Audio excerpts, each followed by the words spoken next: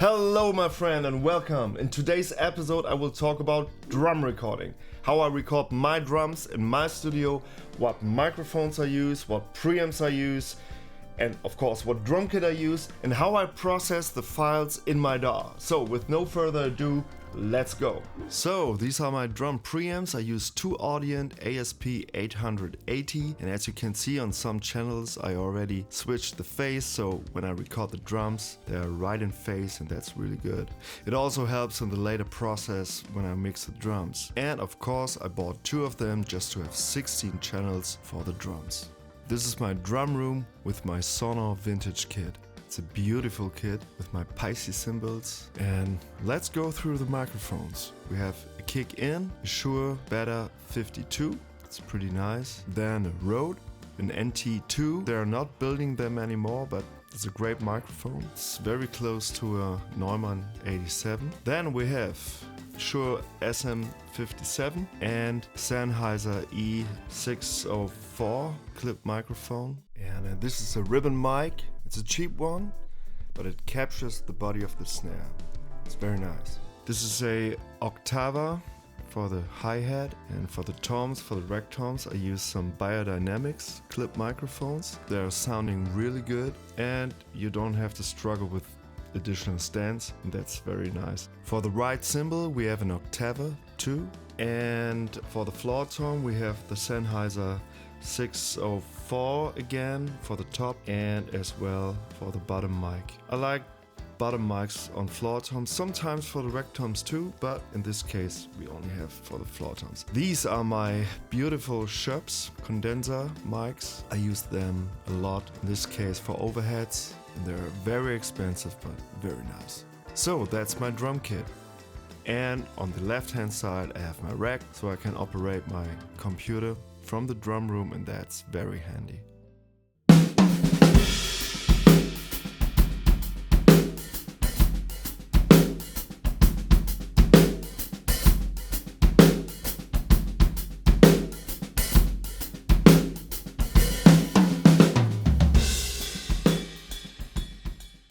Okay, so now you have an idea of my drums, the room, the sounds, the mics, the pre's, and so forth.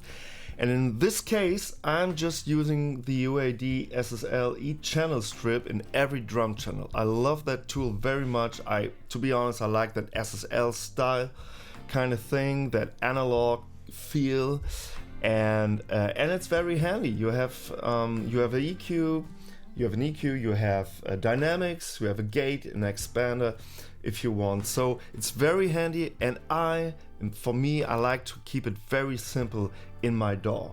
And as I explained before I'm recording, I'm checking the phase relationship between the tracks, the drum tracks, and if there's any problem, I'm using the phase knobs on my preamps. So for example, I have the overhead mics and I have my snare top mic, and when the snare sounds thin, then I'm just checking the phase and flip the phase on the snare channel, and in this case it sounds great, so I don't have to worry later.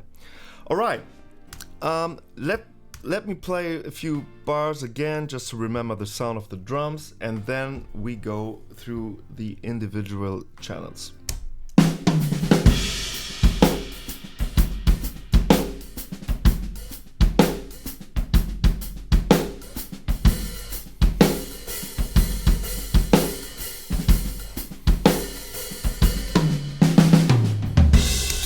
Okay, as you can hear, just a very straightforward organic sound, nothing special, just very simple.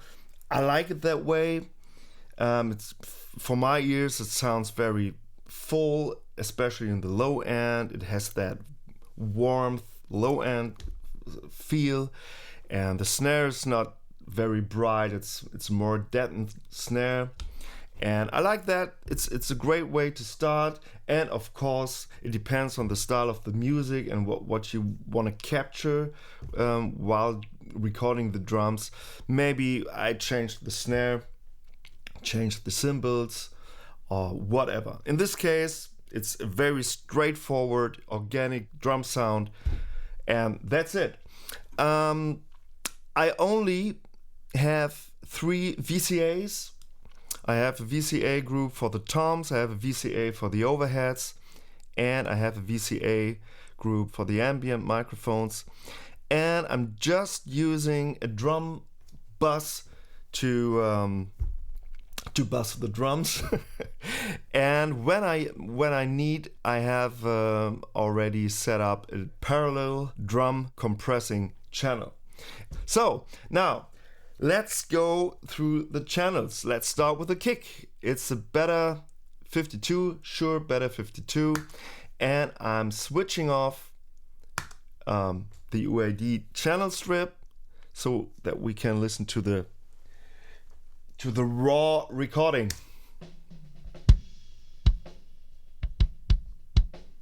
Just a nice solid sound. Let me switch the UAD on, the SSL. So what do we have here? I have a little bit of low cut here at 20 Hertz, and I took out 300 Hertz, this kind of woofy or boxiness. Let me dial it in a little bit. You can hear this. It's horrible, so I take it out a little bit. That's it. No compression, just a tiny compression. Yeah, but it's not doing very much. So the next microphone is the Kick Out. It's an NT2 from Rode. It's a great microphone. So let me switch off the channel. Also for my ears, a nice sound. I just took out 20 Hertz low end, and of course also the 300 Hertz down below. So that's it for that. Let's go to the snare drum. Well, that's the whole kit. So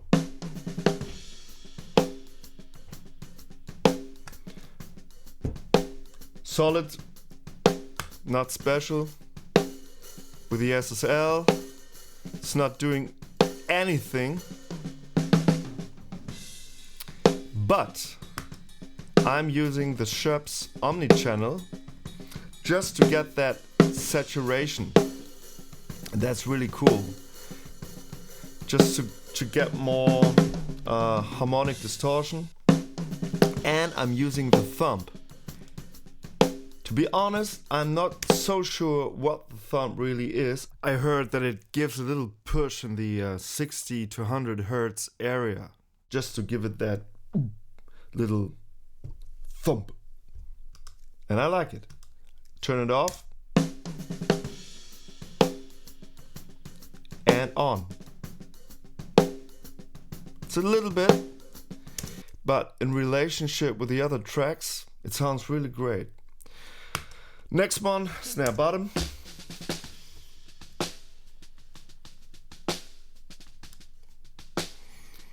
Yeah, I just gave it a little 800, 8000, 8K, just for the freshness. There's nothing going on beside of that, just a low cut a little bit on 20 Hertz. All right, let's go to the ribbon mic. Without the SSL. And now I turn it on. Oh, in this case I'm using the low cut much more. It's about 120 Hertz. I'm just taking it off. You can hear that low end. It's a nice low end. But with that microphone, I'm just going for the more the body. And I like this sound, what it has, what it captures. It's just given an extra color. Let's check that with the snare.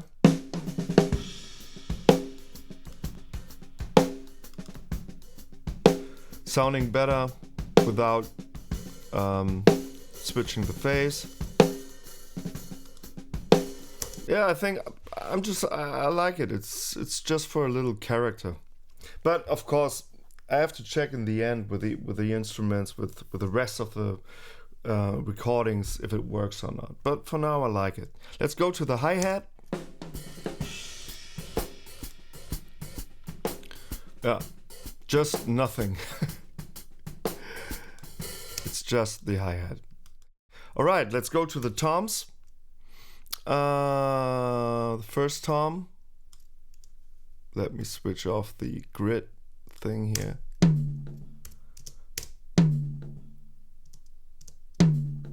Just a nice sound. I'm switching off the plugins. Okay. What do we have here? I just took out something in the 800 area. Let me check if 300 would be better.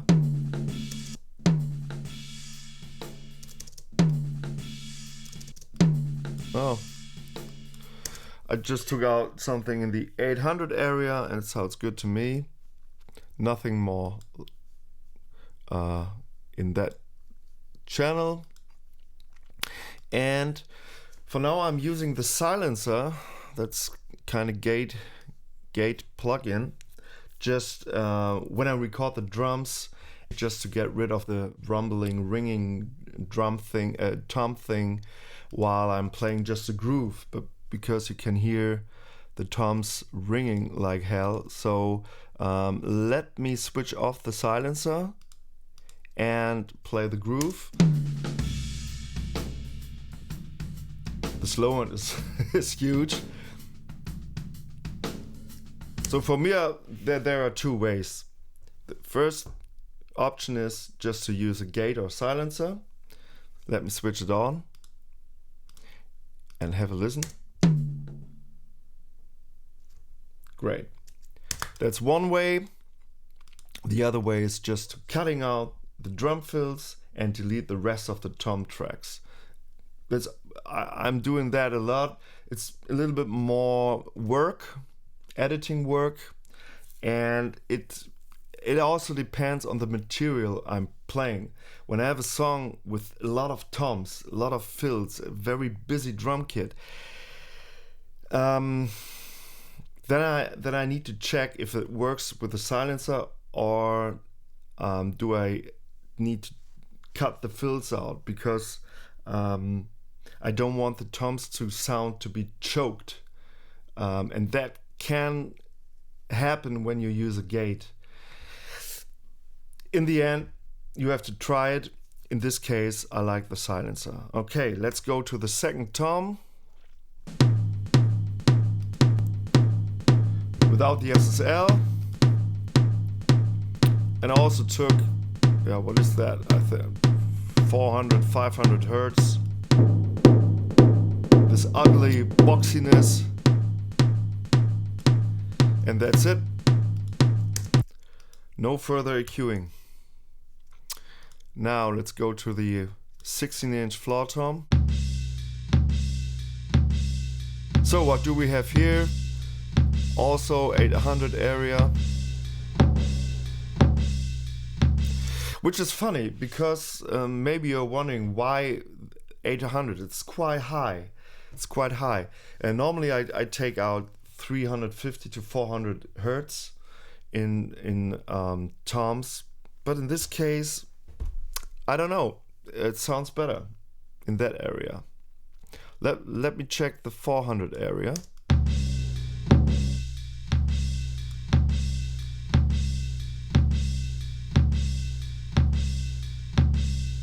It's not a big difference, 4 or 800 in this case. I mean, I'm not taking out too much, but I have the feel that the 800 area works better. So, and then the bottom.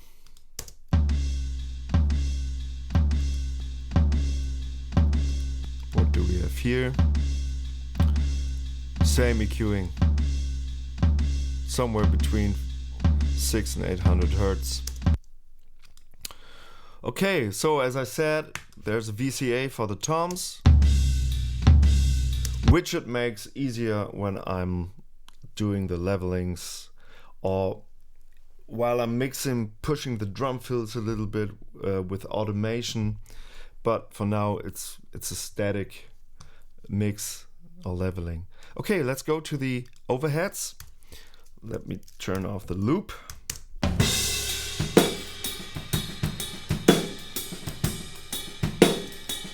Switching off the SSL.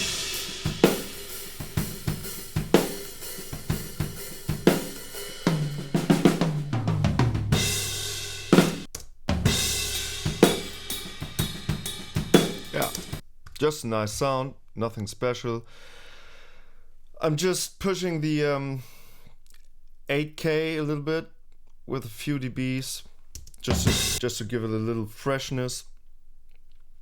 And as I said, I'm using the Shups small condenser mics on the overheads, and they're really great microphones. You can kindly crank up the 8K, 10K area without getting a harsh or a shitty sound. It sounds really great. Let me show you.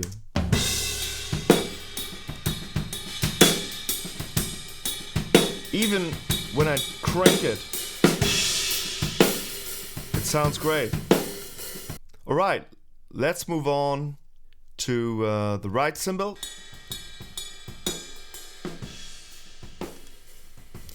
No processing at all. I just turn on the SSL, and as you can see, I switched the phase on that microphone. I need to check that here in my preamp. Maybe I just forgot, and for now it sounds better with the phase flipped on that channel. So let's move on to the ambience mics, the two MXLs. I put them together like this, that kind of angle.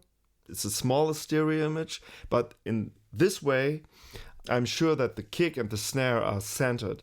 When you keep them together like this, and they're pointing to the kick drum, the kick is in the middle, then for sure you have the bass drum right in the center, as well as the snare. It sounds like this.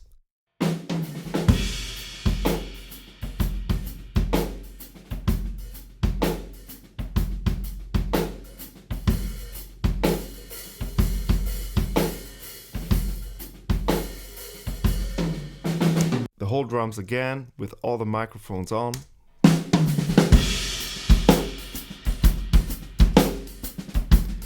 And now I have a low cut at 70 Hertz in the ambient mics. And I think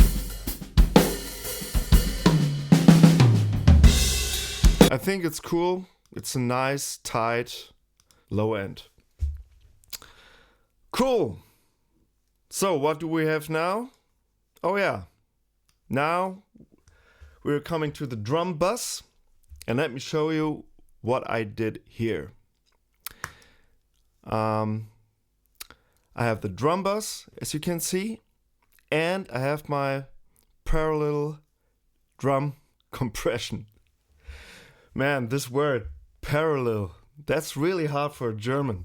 It's not easy to spell. So, I have a parallel drum compression, and I will turn it off. And we're just listening to the drum bus without the parallel thing. With all the plugins on, and let me turn off all the plugins of the drum bus. Okay, you can hear immediately there's a big drop of volume. That's because there's a lot of processing going on, and maybe I have to check the gain staging as well. So what do we have? I found out that the distressor, also from UAD, is a very good compressor for drums. I love it very much. It's a very fast compressor, had a very fast attack. I think you guys know that this is a great compressor for guitars, but I think I'm not the only one, but I tried it on drums and I think it's really great. And what I also like is the mix knob. So, and as you can see here, I just dialed the compression just a little bit in. It's on 9 o'clock. So let me play the drums just with the distressor. It's on. Now it's off. So let me check the level here. So I have to match the level. So otherwise it's just sounding louder, but it doesn't make sense because we want to hear the compression and what the distressor is doing with the whole drum kit. So distressor off, distressor on. I think that the level matching is good here. So now let's have a look to the gain reduction. I switch it on. So you can see it's around 4 dBs of gain reduction, maybe 5 sometimes. And I like that because it keeps the snare in a nice pocket.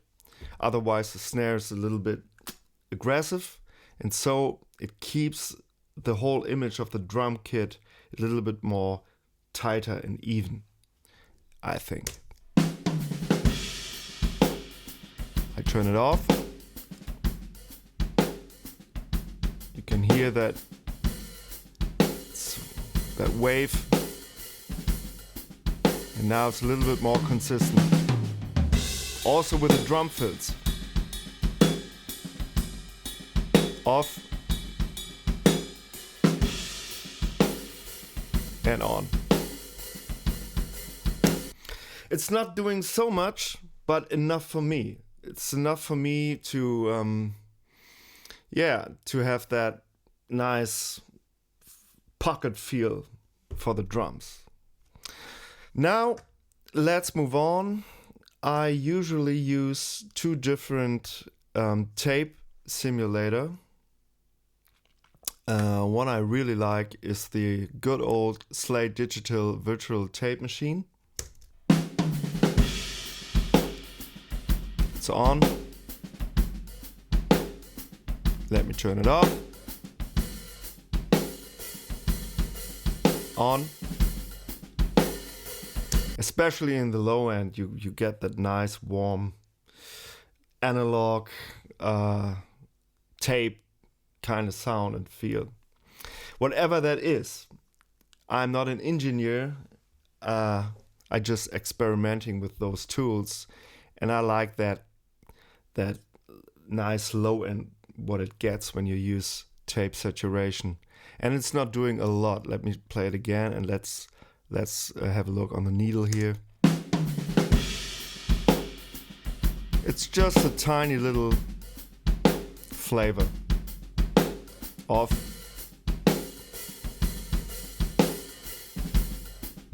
It gets that glue, that analog glue. To be honest, I never, and sometimes it troubles me a little bit. I never worked with a real tape machine.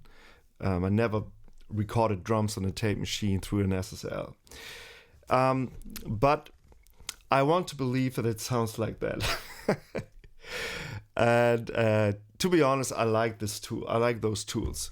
You can use other tape saturation tools or stock plugins, of course, and especially Cubase and Pro Tools. I work with both programs. They have great stock plugins, but I'm working for so many years. I'm working with, for example, the tape machine from Slate Digital. So I got used to the sound, and I know what it's doing, and I like how it looks. I just like it, so I use it.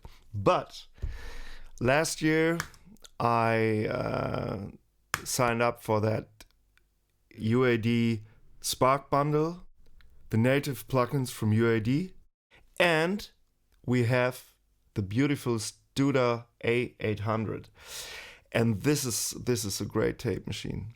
So let me play the drums without the Studer, and on. Yeah. Off. On. Just listen to the low end, the nice warm low end. I switch it off.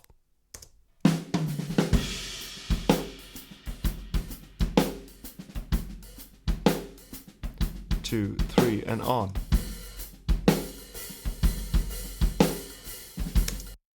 I love it. All right, so we have the distressor with a little compression, parallel. Then, in this case, the studer. And at the end of that chain, I just used the Oxford limiter with the set to -1 dB output, just to be sure that I'm not clipping the bus. Okay, let me play the drums again, and I will dial in the parallel drum channel.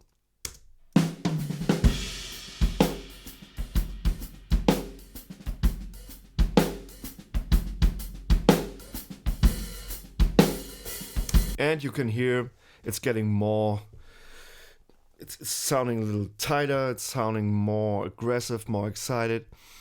For that compression, I also use the distressor. In this case, it's set 4:1 ratio. The attack is 10, so it's a slow attack. And I turn the mix knob to full compression. So let me play the drums again, and while I'm playing the drums, I will dial in the drum compression channel.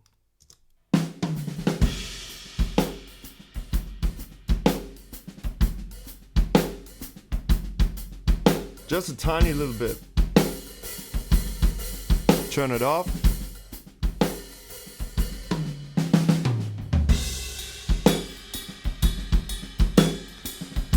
Yeah, you can hear it. It's not only the volume, pushing the volume, it's also, it sounds more aggressive, more bitey, can I say that? It's a little bit more excited with the drum compression on. And of course you have to check it out with a whole song, with guitars and bass and vocals.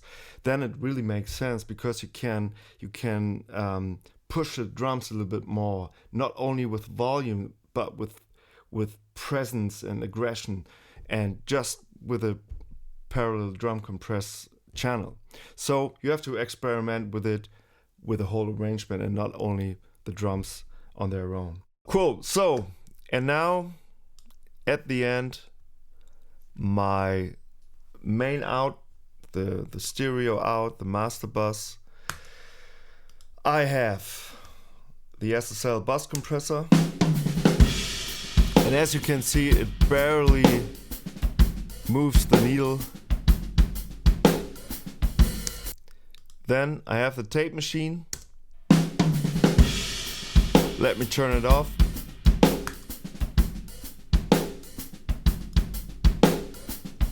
It's doing a lot. Whatever it makes, I like the sound, so I'm just using it.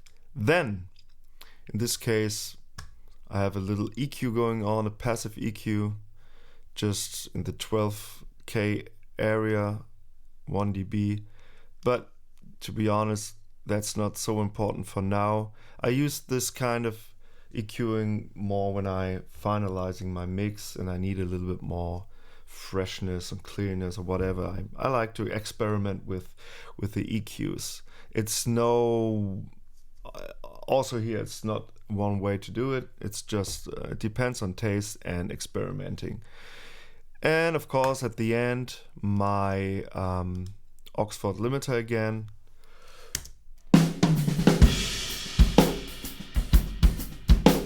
And for now, not doing anything, just to be sure that I'm not clipping the master bus. Okay, that's it. That's how I record my drums. I hope you enjoyed the video. Please leave some comments down below. I will read them. I love to read them. I love to learn more. That's the beauty of this YouTube era and that we are living in. We can learn from each other, and that's great. Have a great day, be well, and see you next time. Bye bye.